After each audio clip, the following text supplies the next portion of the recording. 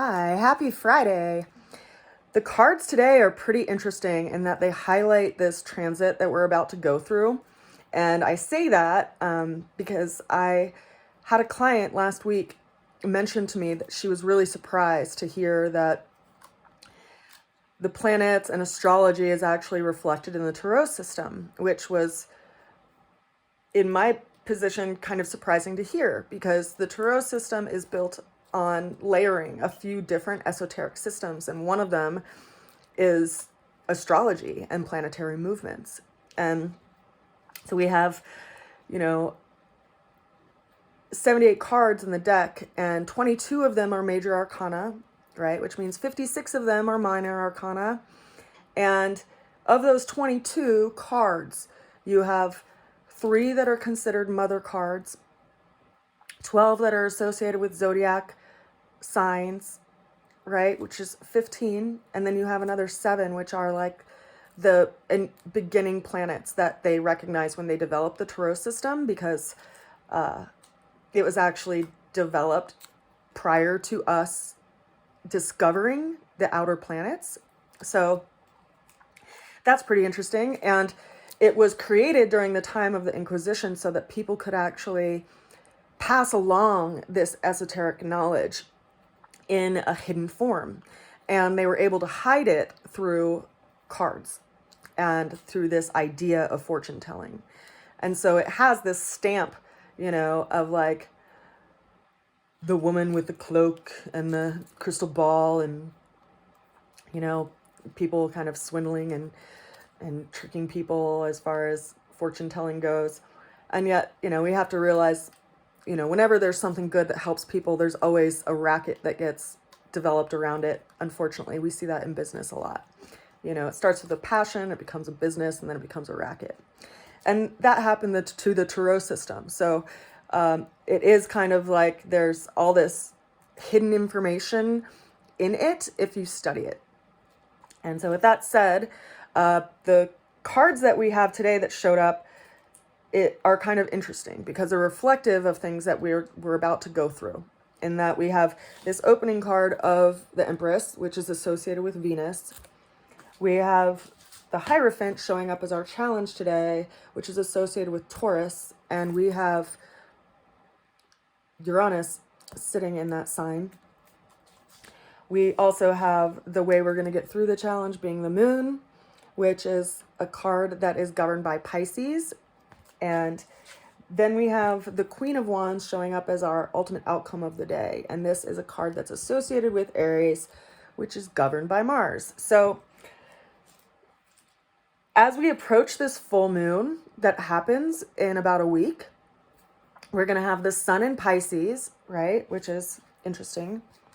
The full moon is going to be in Virgo, the opposite sign of Pisces. And during that exact same time, we are going to have Venus and Mars in square relationship with Uranus. And Uranus is in Taurus, and Venus and Mars are in Aquarius. Then they will soon be going into conjunction with Saturn, which is also in Aquarius. But the square relationship is going to happen between Venus and Mars as a pair and Uranus up in Taurus, which means it's kind of like tire iron, right? Like there's these 90-degree angles that create big shifts based on challenges that we're having to face because it's a hard angle. And consider that, if you're a warrior, you rise to the challenge, right? You don't fall to the challenge. And it's all about how we show up and get engaged in a situation.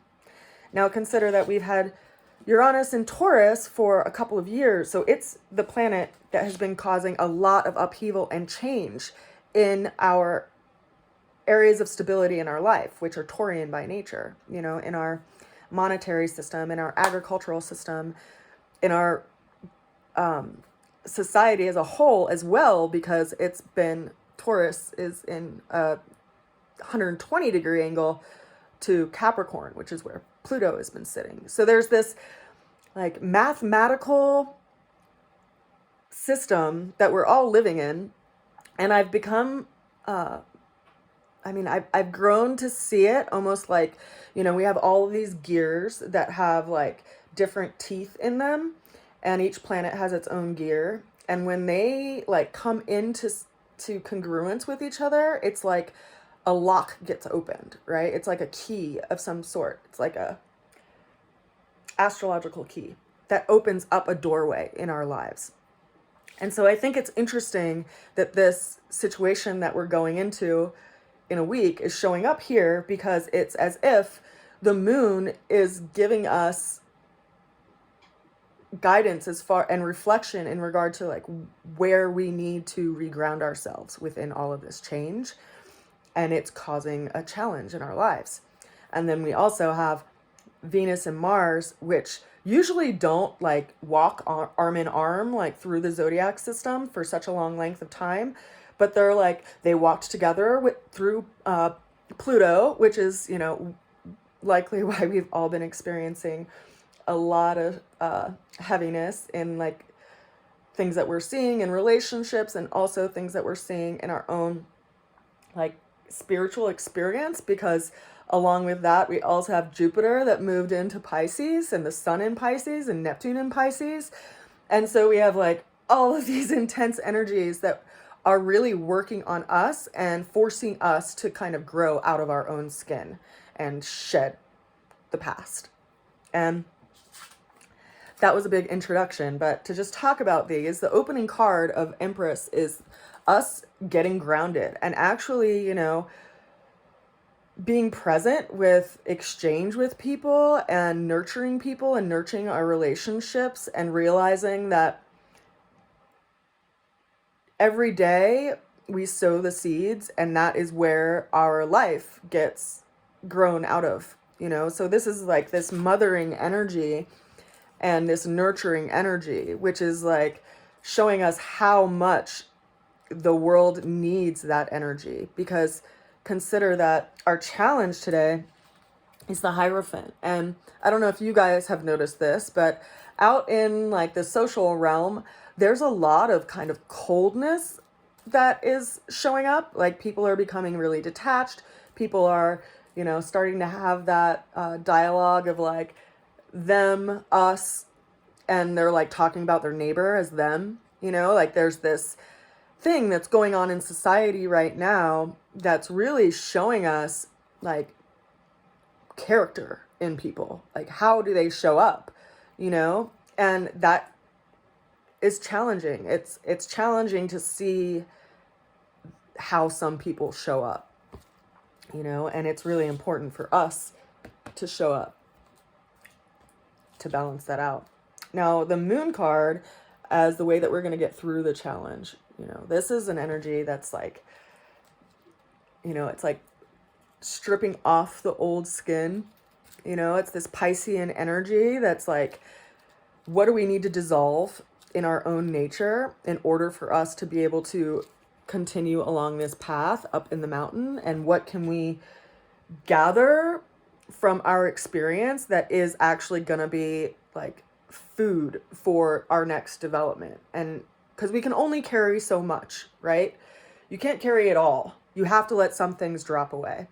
And the moon is bringing up a lot of that, because it's, a full moon, but it's in Virgo. So it's like this assimilation of information and looking at the little itty bitty parts. And it's reminding us that, we can't allow ourselves to like get sucked into the whole. We have to keep opening up our perspective and our point of view, and really acknowledge like what in our own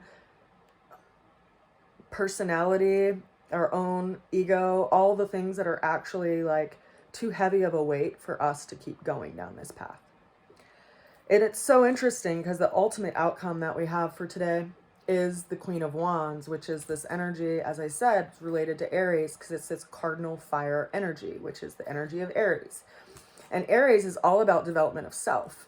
It's like, how do we develop from like the little s self to like the capital S self? Like, who do we grow into and who do we become through this journey of life? And what in us gets activated to actually engage in life? Because the last couple of years, a lot of people have lived in a place of fear, and other people have lived in a place of kind of like this warrior energy, like fighting for what they feel like is important. And really, like, we're all going through this space where, like, we've almost been kind of moving through a dream of sorts. And Neptune and Jupiter are highlighting that, like, where the illusion has been in our lives and what is being revealed through all of it, with all of this change that's going on that we're all experiencing, no matter where you are in the world. And how has that worked on you? Like, how have you shifted? How have you changed? How have you shown up in the last couple of years? Not even just for yourself, but for other people, you know? And we have to look at that, because this is the I am of like the zodiac. It's Aries, who is all about me and what I want. And yet it brings up this idea of, like, it's not just always all about me or all about you. It's all about how we actually show up. And so, you know, we're doing some work right now. All of us are. And it comes down to what we're actually committed to, what we can follow through with, and seeing what can happen from that. Because if we just throw in the towel, that doesn't make for a very good story. I send you a good wish and a lot of love. And it'll be an interesting week, I think, as we have some things revealed. I'll see you soon. Bye for now.